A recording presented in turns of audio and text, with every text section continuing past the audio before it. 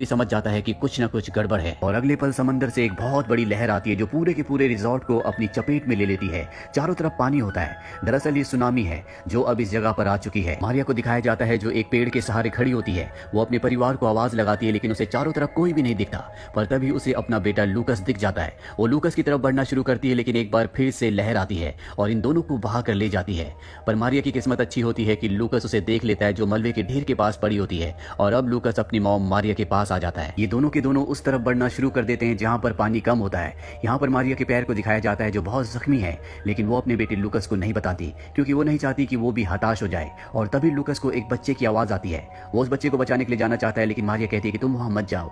दरअसल उसने अपने पति और 2 बेटों को खो दिया है। वो नहीं चाहती कि वो लूकस को भी खो दे लेकिन लूकस अपनी मॉम की बात नहीं सुनता और उस बच्चे को अपनी पीठ पर बैठा कर ले आता है। इसके बाद लूकस एक पेड़ पर उस बच्चे को चढ़ा देता है। वो अपनी मॉम मारिया को भी चढ़ाना चाहता है लेकिन उसके पैर के जख्म की वजह से उसे चढ़ने में बहुत प्रॉब्लम हो रही होती है।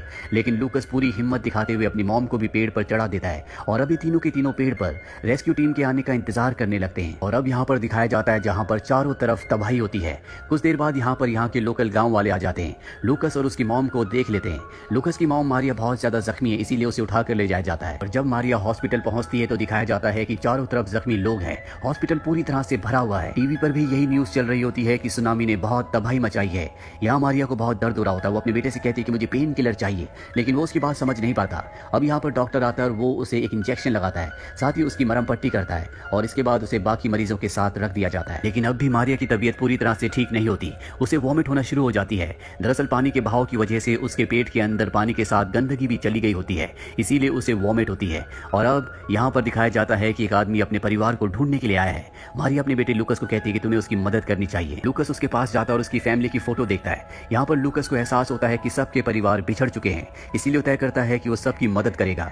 यहाँ पर जितने भी पेशेंट्स होते हैं सबके नाम, एड्रेस और कौन किस देश से है ये सब एक पेपर पर लिख लेता है। अब यहाँ पर लूकस को एक बच्चा मिलता है जो अपने परिवार को ढूंढ रहा होता है और ये उसी परिवार का बच्चा है जिसके पिता ने सबसे पहले लूकस से मदद मांगी थी। लूकस इस बच्चे को उसके डैड तक पहुंचा देता है और अब उसे अपने डैड की भी याद आना शुरू हो जाती है। इसके बाद वो उस वार्ड में जाता है जहाँ पर उसकी मॉम है लेकिन वो देखता है कि उसकी मॉम उसके बेड पर नहीं है बल्कि वहाँ पर कोई और पेशेंट लेटा हुआ है। इस बात से लूकस परेशान हो जाता है, रोने लगता है। तभी वहाँ पर नर्स आती है। लूकस उसे बताता है कि मेरी मॉम इस बेड पर थी लेकिन अब वो यहाँ पर नहीं है। इसके बाद नर्स लूकस को एक दूसरे वार्ड में ले जाती है जहाँ पर बहुत सारे बच्चे होते हैं और ये सब वो बच्चे हैं जिनके पेरेंट्स मिल नहीं रहे। नर्स लूकस से कहती है क्या तुम अपने किसी रिलेटिव का नाम जानते हो? वो कहता है अपने दादाजी का लेकिन मैं उनका फोन नंबर भूल गया हूँ। इसके बाद नर्स उसकी शर्ट पर एक स्टिकर लगाकर चली जाती है जिस पर एक नंबर होता है। यहाँ पर सभी बच्चों के कपड़ों पर उसी तरह के स्टिकर होते हैं। लूकस बहुत ज्यादा परेशान है क्योंकि उसे लगता है कि अब उसकी मॉम इस दुनिया में नहीं रही। वहीं दूसरी तरफ हमें रिजॉर्ट को दिखाया जाता है जहाँ पर लूकस अपने परिवार के साथ था। वहाँ पर लूकस के पिता हेनरी होते हैं जो अब भी जिंदा हैं। वो अपने बच्चों को, अपनी पत्नी को आवाज लगा रहे होते हैं लेकिन कोई भी उन्हें रिस्पॉन्ड नहीं करता। यहाँ पर अब हेलीकॉप्टर भी आ चुके हैं जो लोगों को यहाँ से रेस्क्यू कर ले जा रहे हैं लेकिन हेनरी यहाँ से नहीं जाना चाहता क्योंकि वो अपने परिवार को किसी भी कीमत पर ढूंढना चाहता है। रिजॉर्ट के उस कमरे में जाता है जहाँ पर वो रुका था। वहाँ पर वो अपने बच्चों को आवाज देता है और तभी उसके 2 बच्चे उसके सामने आ जाते हैं जो अब भी जिंदा होते हैं। वो अपने बच्चों से कहता है कि तुम रेस्क्यू टीम के साथ यहाँ से निकल जाओ, मैं तुम्हारी मॉम और तुम्हारे भाई को साथ लेकर ही आऊंगा। हालांकि हेनरी का छोटा बेटा इस जगह से नहीं जाना चाहता, वो अपने पिता के साथ रहना चाहता है क्योंकि वो बहुत ज्यादा डर गया होता है। हेनरी उन्हें समझाता और उन दोनों को यहाँ से भेज देता है। इसके बाद वो अपनी पत्नी मारिया और अपने बेटे लूकस को ढूंढना शुरू कर देता है। रात हो जाती है लेकिन अब भी उसे अपनी पत्नी और अपना बेटा नहीं मिलता। वो बहुत ज्यादा जख्मी भी होता है और तभी वो सड़क पर आ जाता है। उसके सामने एक गाड़ी आती है। वो देखते हैं कि हेनरी की हालत बहुत ज्यादा खराब है, वो जख्मी है, इसीलिए वो उसे एक हेल्थ कैंप में ले जाते हैं। यहाँ पर हेनरी को एक आदमी मिलता है जिसका पूरा परिवार खो चुका है। वो बताता है कि मेरा पूरा परिवार बीच पर गया था, इसके बाद वो मुझे नहीं मिला। हेनरी कहता है कि मेरी पत्नी और मेरा बेटा लापता है, मुझे नहीं पता कि वो जिंदा हैं कि भी नहीं। दरअसल यहाँ पर जितने भी लोग होते हैं वो सब अपने परिवारों से अलग हो चुके हैं। ये सुनामी इतनी खतरनाक थी कि किसी को नहीं पता कि उनके परिवार वाले अब जिंदा हैं कि नहीं। सब के सब बहुत दर्द में होते हैं। हेनरी के साथ जो आदमी होता है उसके पास फोन होता है। वो कहता है मैंने इसकी बैटरी बचा कर रखी है ताकि अगर मेरा परिवार कहीं हो, मुझे कॉल करने की कोशिश करे तो मैं उन तक पहुंच जाऊं। वो अपना फोन हेनरी को देता है। हेनरी अपने पिता को कॉल करता है और बताता है कि सुनामी में मारिया और लूकस कहीं खो गए हैं लेकिन मैं उन्हें ढूंढ कर रहूंगा, किसी भी कीमत पर उन्हें घर वापस लाऊंगा। ये कहते कहते उसकी आंखों में आंसू आ जाते हैं। अब कुछ देर यहाँ आराम करने के बाद हेनरी उस आदमी के साथ जिसने उसे फोन दिया था अपने और उसके परिवार को ढूंढने के लिए निकल पड़ता है। वहीं दूसरी तरफ हमें लूकस को दिखाया जाता है जिसके पास नर्स आती है और उसे कुछ सामान दिखाती है ताकि वो उसे पहचान सके, पर लूकस उस सामान को नहीं पहचान पाता। इसके बाद उसे कमरे में ले जाया जाता है जहाँ पर वो देखता है कि उसकी मॉम मारिया है जो अब भी जिंदा होती है लेकिन मारिया की हालत पहले से बहुत ज्यादा खराब है। उसके मुंह पर ऑक्सीजन मास्क लगा होता है। लूकस अपनी मॉम के पास जाता है और कहता है कि आपने मुझसे वादा किया था कि आप मुझे कभी अकेला छोड़कर नहीं जाएंगी। और अब लूकस को बताया जाता है है कि तुम्हारी मॉम को सर्जरी की जरूरत थी, इसीलिए हम उन्हें वहां से ले गए थे, लेकिन किसी ने उनकी रिपोर्ट चेंज कर दी, जिस वजह से हम उनके बारे में तुम्हें कुछ भी नहीं बता पाए। और अब भी तुम्हारी मॉम को एक सर्जरी की जरूरत है, जिसके बाद शायद तुम्हारी मॉम ठीक हो जाए। वहीं हमें हेनरी और उस आदमी को दिखाया जाता है जो दोनों अपने परिवार को, अपने बच्चों को ढूंढ रहे होते हैं। ये एक एक करके हर एक रेस्क्यू कैंप में जाते हैं, हर एक हॉस्पिटल में जाते हैं, लेकिन इन्हें अपना परिवार कहीं पर भी नहीं मिलता। और अब हेनरी उस हॉस्पिटल में पहुंच जाता है जहां पर उसकी पत्नी मारिया और उसका बेटा लूकस है। वहीं मारिया को दिखाया जाता है जो अपने बेटे लूकस से कहती है कि जाओ और पानी लेकर आओ। वो बाहर पानी लेने जाता है जहां पर उसके पिता हेनरी भी हैं। वो उसके आसपास ही होते हैं, लेकिन ये दोनों एक दूसरे को नहीं देख पाते। और अब हेनरी उस जगह पर भी आता है जहां पर मारिया है, लेकिन वो पर्दे के पीछे होती है, इसीलिए वो उसे नहीं देख पाता।